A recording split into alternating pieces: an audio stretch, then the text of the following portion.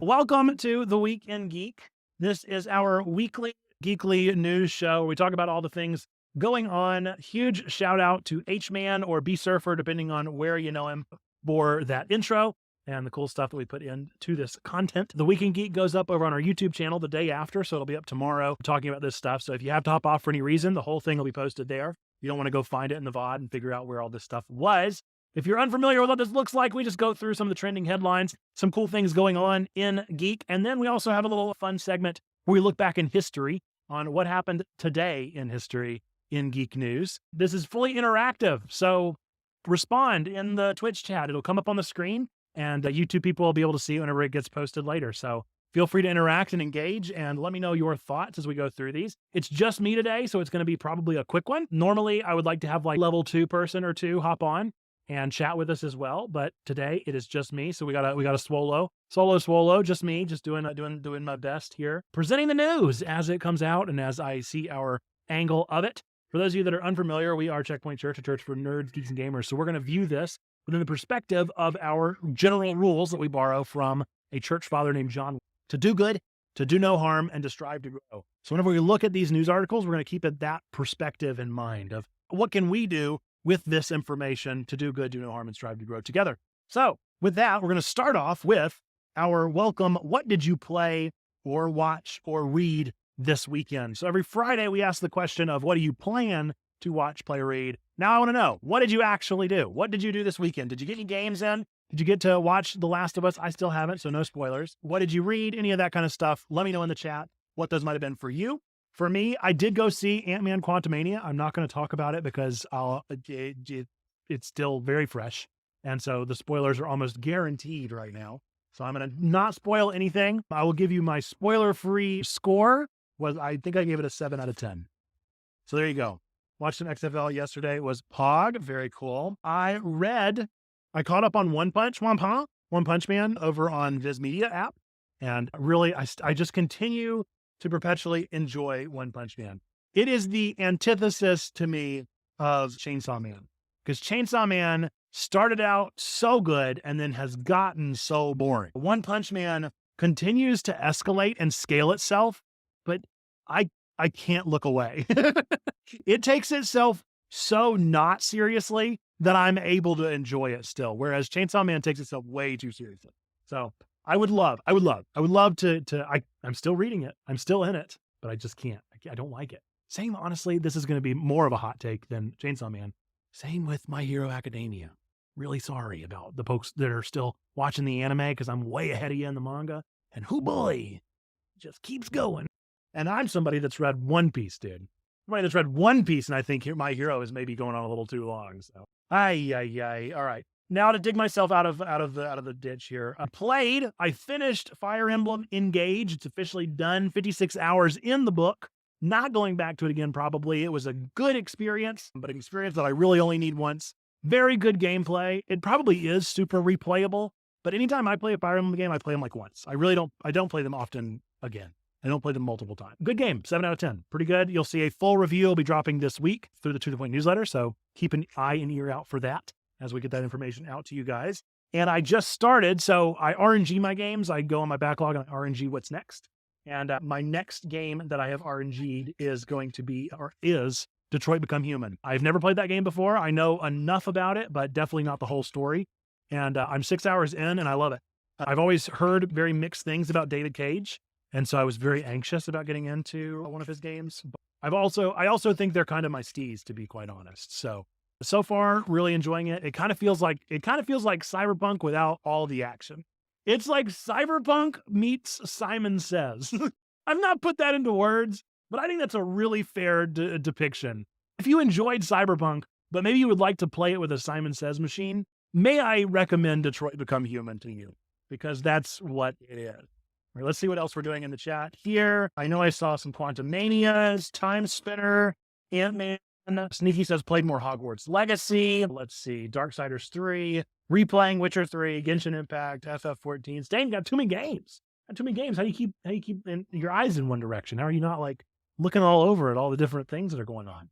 You need to grow a third eye. I watched Blade Runner 2049 with my brother who's never seen it. Very good. Very, very good. The Goss. Okay. Sounds good. It sounds like we got some good stuff going on here. And I love to hear. Continue typing in the chat. But we're going to move on to some of the trending headlines. So feel free to weigh in as we hear things that are coming out. First off, big news is the PSVR2 is happening. It is a reality. It's coming out, I think. And reviews so far are big thumbs up. Everybody loves it. They're really enjoying it. They're liking what it brings to the table. I'm personally impressed with the suite of games that are coming with it on day one. I think that's pretty impressive to actually have like a real slate. Maybe it's just my Nintendo fanboy in me coming out, but like I'm pretty used to not having a good slate whenever a thing launches. And so Sony is doing it right. And they really didn't do it right with the PS5, if I'm being so totally honest. So this is a good example of how to actually do an opening slate and to have things that are actually coming out for it. From what I understand, it iterates upon everything that it needed to from the PSVR, including the controllers. I think the controls are probably the most impressive thing, according to reviews. Again, I don't have a hands-on experience with it yet. So everybody seems to enjoy it. I'm excited for it. I still think we're in a weird world where it's only going to be used by gamers because of the cord. I really think that that's what Oculus does that nobody else seems to really get, is that the cordless approach to a like single unit console is what is going to make or break your actual like VR commercialization. So I think this is gamers VR, and I think it's going to do great. I hope that they make enough. I think that they're probably not going to make as many as we hope they are. So we'll see. Plus eye tracking, and I think the OLED screen is the best feature. I've heard the OLED is very nice, and especially, again, in comparison to the last one. So a lot of the iterative stuff keeps doing better, keeps improving upon itself, and that's what we like to see. Things that improve upon themselves is just fine with me. I was kind of hoping maybe it would come with a DVD slot because that was my experience with PS2. So PS1 to PS2, DVD, I was hoping that would be with it. Maybe a Slim, maybe a PSVR 2 Slim was what I was hoping for. Or a bright yellow memory card or something like that. That was what I was really wanting. But yeah, it's a lot of fun. I'm excited to see what it does. Needs a little orange ball. Yep, just a little orange ball. And I did all the different stuff. I assume that whenever you start a new console in the same series, same company, that you just continue the iterative process. So this really needs to look like the PS2. And that's my biggest disappointment, is I wish it was just an angular black box on your face. That would be... Next news story is one that does not shock me at all, and I really don't know why it got as big as it did. Xbox, as you know, is in a pretty nasty, or Microsoft really, is in a pretty nasty lawsuit right now with Sony over what to do. And not really a lawsuit, I guess, more of a litigative process of whether or not to obtain certain other game developers that they're trying to purchase those companies.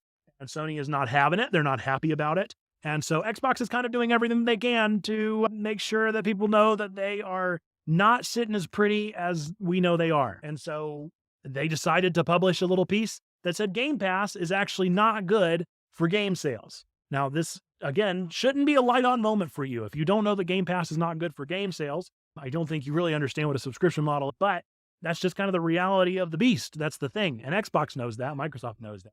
And they're not embarrassed by it or shy about it. They're purely using this as a litigation tactic to get the flares in the air to make sure that people know, hey, it's not a big deal if we are the only people that have Call of Duty. Calm down, Sony. It's all going to be fine. So this is purely legal. I don't think this is important information for us at all. If anything, as our do good, do no harm, strive to go, we should try and see this as like the legal practice that it is and realize that we're not doing game devs wrong. By using the use of Game Pass, they're getting treated just fine. If anybody is coming up short, it's Microsoft, but that is a calculated risk that they are choosing to make, that they know they're making, and that they're making hand over fist anyway. We should not feel bad about using Game Pass. You should not feel bad about playing games on there. If you like a game enough and you want to support the dev further than what Game Pass allows, then you should absolutely go and buy that game separately. And that would be a great way to encourage further developer profit. But I don't think you should be too concerned about that. So I think Game Pass is doing just fine, and don't worry about it. Don't worry about it. Speaking of games, in D&D is a spell that increases agility. I can't trip. Oh no! Just some guy Tennessee coming in with a dad joke. It's not even dad joke time. It's not even dad joke time. What? It's not even in here. It's not even in here. You need to write your own D and dad jokes. D and dad jokes needs to be a book. D and dad jokes. Make it happen. Make it happen. Okay. Next headline is that Dead Island 2 is coming out a week early, which is hilarious because it was supposed to come out 8 years ago. So we'll take what we can get. I think it's interesting enough that it's coming out a week early. They claimed on their socials that it was because it went gold. It's going to be a fine game. It's going to be okay. It's going to be the most game you've ever played. And I don't think it's going to blow any minds. I don't think it's going to change anything It's just going to be a game. I don't think it's going to be as good as Dead Island 1. Personally, I don't think Dead Island 1 was that good. I think it had its cult following, but like we're seeing with Left 4 Dead and their continued iterations, they're just not able to capture that magic of the LAN party, not able to capture that magic of the living room multiplayer, and that's a bummer. But it just kind of is what it is. So enjoy your Dead Island 2 experience on April 21st instead of April 28th. I know you're going to play it a whole lot during that week, and definitely more than you would have if it had come out on the 28th. The next big exciting piece of news is also a big shame and a strange conundrum that I'm not quite sure I can wrap my mind around personally. And that is that Metroid Prime Remastered, first off, is a hit, is doing fantastic, is proving that maybe we're closer to Metroid Prime 4 than we think we are. But they also made a weird decision to cut all of the credited names from the Wii and GameCube versions. And instead, they simply thanked them with a single panel on the credits that said the idea and the story of this game were inspired by or originally written by the original GameCube and Wii version's development staff. That's how it credited that entire team that worked on the original Wii and GameCube games. So that's a bummer. That's a big bummer. And if you'll think back, you'll also remember that this happened on Metroid Dread, where there was a weird, it changed hands so many times that there were certain people that worked on the game that it didn't get the proper crediting that it needed to whenever it came out. I don't know what it is with Metroid games in particular and why people are not able to adequately figure out the crediting process. I've never heard of anything ever really having difficulty with crediting, and certainly not with Nintendo. If anything, you would think Nintendo would be like uber professional because they take themselves so very seriously as businessmen. You would think that for sure things would be fine, but apparently not. Apparently there is some kind of issue whenever it comes to Metroid in particular, and they are just incapable of crediting. So if you've not seen, there are certainly avenues out there. There are people tweeting about it that worked on the original team. Support them, encourage them. I would say that is an act of doing good and ensuring that no harm is being done to those that originally worked on these kind of games. We shouldn't steal each other's ideas, and we certainly shouldn't, at the very least, lift up other creators for their creative endeavors and the contributions that they made towards things. So I don't know what the deal with is that. I really don't. I think it's just because it changes hands so many times. There aren't many franchises that Nintendo does that with. And so maybe that's what it is. Maybe it's just because Metroid just can't stay in one house. And so they have some weird mishmash back and forth and it's just not working. Okay, there's been an excellent trailer out there. This isn't really news, but if you haven't seen the Tetris trailer for the Apple TV documentary biopic on Tetris, you got to watch it. I have no idea how they're going to make Tetris as dramatic as they're making it look in the trailer. But hoo boy, they sure are. I mean, it's looking like space race, Sputnik style, Russian propaganda excitement. I mean, it looks like it's just going to be a riveting, rip-roaring time in Tetris history, which I certainly did not know. I don't know if you knew Tetris history. I was not alive during the time. And apparently, it's just a big deal. There's just a real big deal. It's a real big story. I've read a lot of books about gaming, and I tell you, one of the things that's never come up is this story in particular. So I don't know who broke this and who decided to make it about this or what book they're basing this off of, but I would like to read the book because I always find that to be the most interesting way to experience these biopics is to look back and to watch the inspired books that typically lead to them.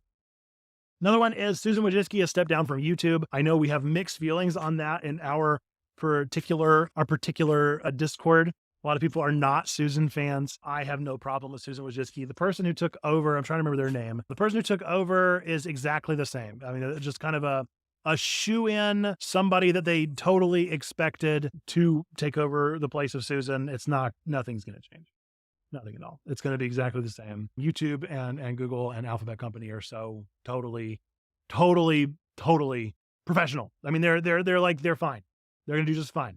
They consult more with their lawyers than they do with their marketing team, and they're going to care way more about checking the boxes and doing the work that needs to get done rather than doing too much of the creative processing. I think that's why I'm more excited by Broken. No, it works so well though. That's why I think I have no problem with it, is because it's just exactly what it needs to be. Like TikTok is broken. TikTok is something that is so clearly mismanaged, whereas YouTube is just kind of chugging along. It is as bureaucratic as it can be.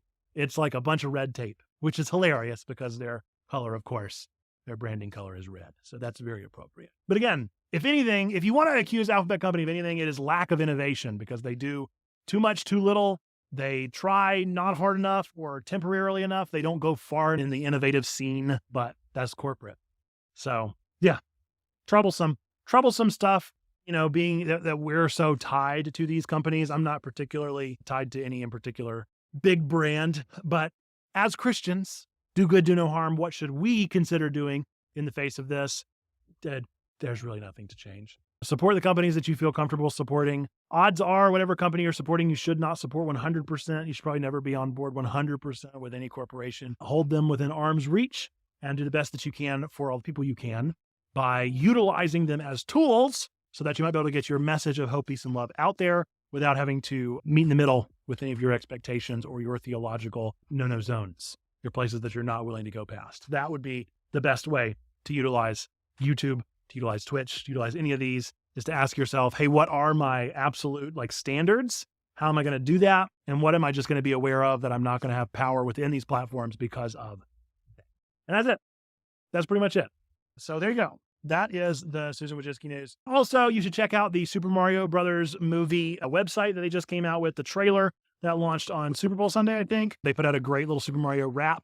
And then you should also check out their runtime, because I, for one, as someone who has a 3-year-old who will be 4 at the time, I am very excited to see a 92-minute runtime, because holy moly, I cannot take a 4-year-old to go see a 2-hour Marvel movie. I need shorter movies. I need shorter movies desperately. I don't need inflated movies that are just stuffing in jokes. I need a 90-minute runtime, short, easy, run-of-the-mill, make 1 million of them. I don't care how many Super Mario movies we make.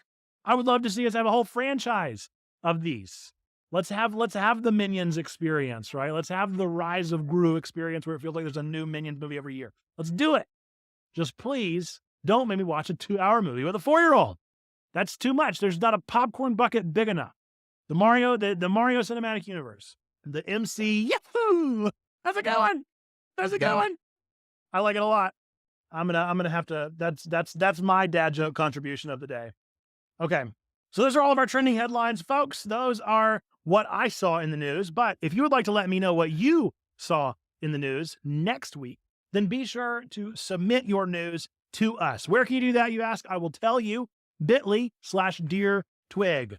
bit.ly/DEARTWIG. bit.ly/DearTwig, as in a letter deer, not as in the animal deer. Honestly, I need to just set up 2 bit.ly links so that either one that you do, it goes to the same form. But it's bit.ly/DearTwig, or I think you can actually just do !twig and it'll bring up the new submission here if you're in Twitch chat and you see something that you want to share with us. We don't have any of those submitted this week, but I would love to see those in future weeks and to discuss things that our Discord community wants to chat about, the news that you find important, so that we can talk about those as well. So let us know next week if you have any that you would like to include in our To the Discord section. With that, let's get into our game of the day, which is, oh, hang on, I need to go. At this point in nerd history. Hopefully that came through and I didn't sound like a moron, or maybe I did sound like a moron and that was the point. We're going to talk about at this point in nerd history, the things that have gone on in history. Not too many today. Not too many. There were a couple good ones that were at least somewhat interesting. Back in 2019, on February 20th of 2019, the kind of critical flop of the Metal Gear game without Kojima, Metal Gear Survive, dropped in 2019 on this day. Another critical flop is Sonic and the Secret Rings, the follow-up to the 3D Sonic franchise after Sonic 06, which was already pretty bad. Secret Rings was not as bad as 06, but it did also kind of flop back in 2007. Also on this day in 2007, an important game to me and to any of my other Flash gamers out there, The Impossible Quiz dropped today in 2007, which is pretty crazy. I guess it must be the final version, because I definitely remember playing it before that. But if you remember the Impossible Quiz, it was a series of ridiculous and absurdist questions through yep, exactly, select the biggest one, of ridiculous questions that were kind of puns, kind of play on words, but all in all, just a good time. If you've never done the Impossible Quiz, go back and do it. And then in February 20th, 1987 in Japan, the Contra arcade cabinet launched. The Contra arcade cabinet launched today in Japan, 1987. That was the first time it showed up in arcades. So there you go. That is your game history. And then just one I threw in for fun because I thought this was kind of interesting. The very first Batman and Robin comic strip appeared in newspapers today in 1944. 1944, the first ever Batman and Robin comic strip in particular hit newspapers today. So that's pretty crazy. Fun news, fun stuff coming up there, fun and exciting historical stuff going on. With that, we're going to move into our second to last segment, I guess, of the upcoming releases for the week. So what's coming out this week in Geek? What should you have your eye on that'll actually be hitting the airwaves in some way, shape, or form? It's actually a pretty big week for games. We're going to be going through a whole lot of them. But first, movies. Cocaine Bear does hit the airwaves on the 24th, but I think is hilarious. I don't even have to say that. Apparently,